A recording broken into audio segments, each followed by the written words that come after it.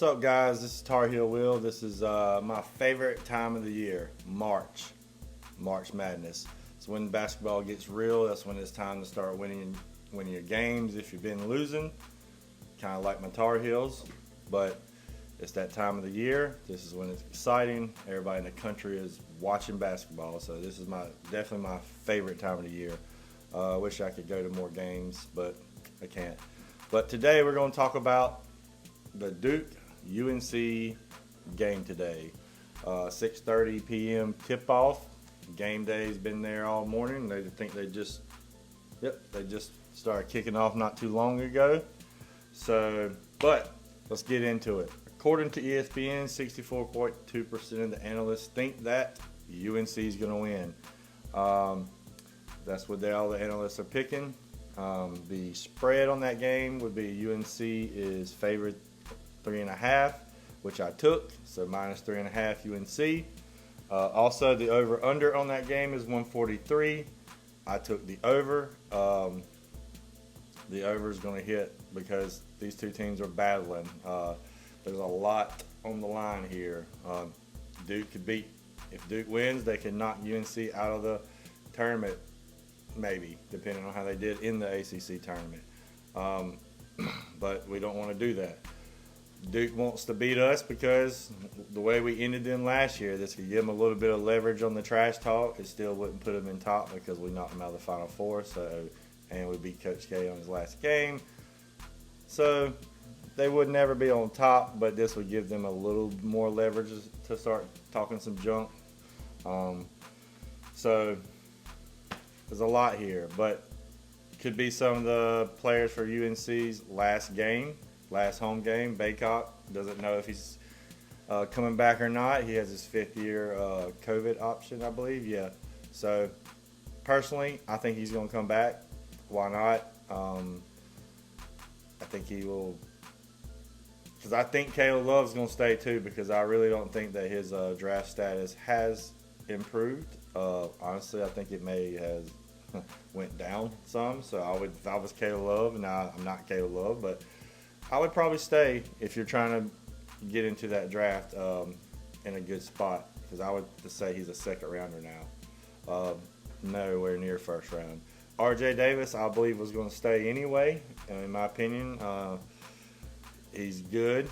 He still can make. He's still going to probably get drafted one day, but I think right now he's an undersized guard. There's a bunch of those out there, so might as well stay.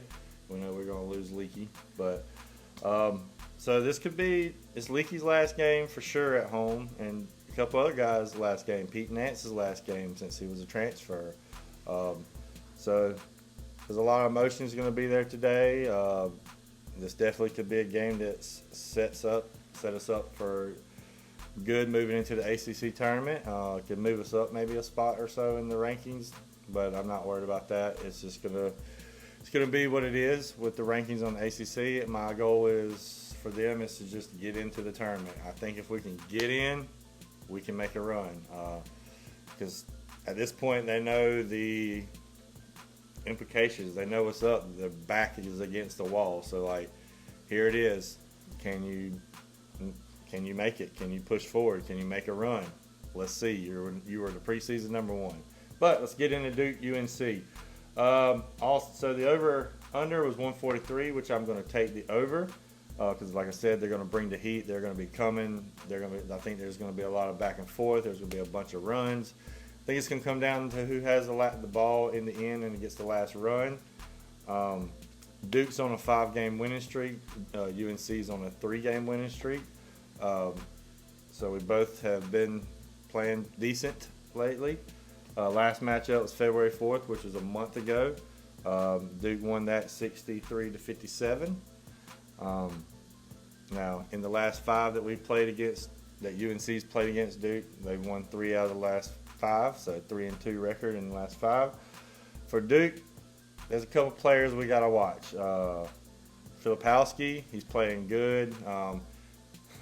He kind of reminds me of a Tyler Hansbrough in a way. If he stays and plays all 4 years and develops, I feel like he could be that type of player for Duke, which kind of scares me because I don't like that, but I do feel like he's that type of player. He's averaging 14.8 points per game this year and 9 rebounds. So we need to definitely keep an eye on him, put some eye on him, stop him, keep him off the boards, take the ball out of his hand. Of course, Jeremy Roach, he's averaging 13.2 points a game and 3.3 assists. But last game we played them, he went for 20.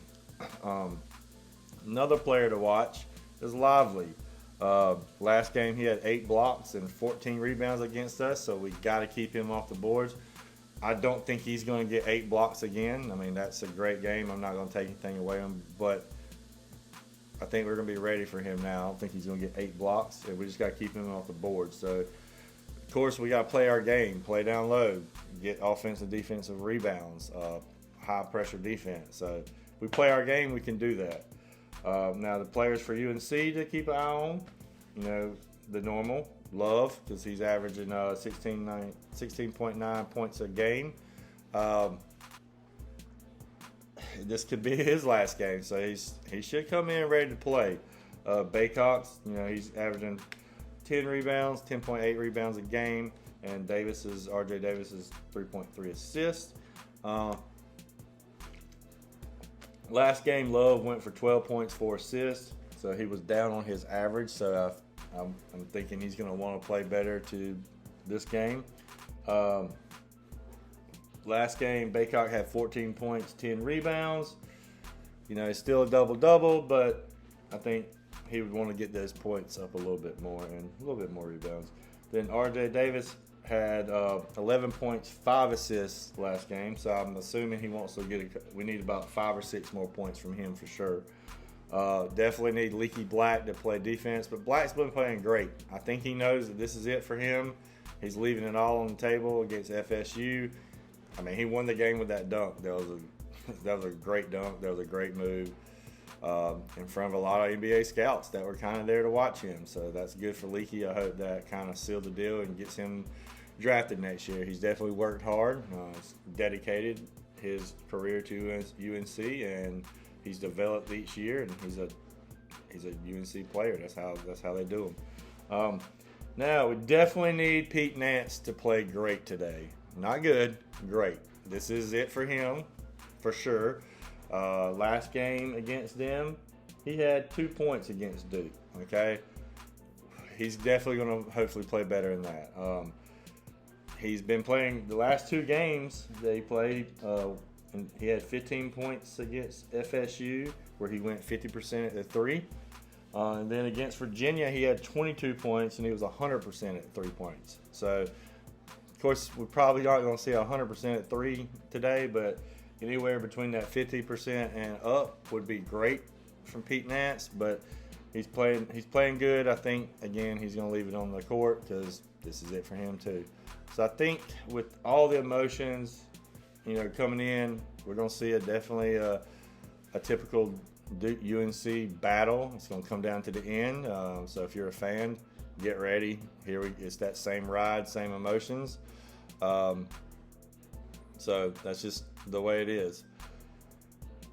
Now, keys to victory. I think I've mentioned on some for UNC. The keys to victory for UNC would be crash the boards. We got to keep Lively off the boards and Filipowski off the boards.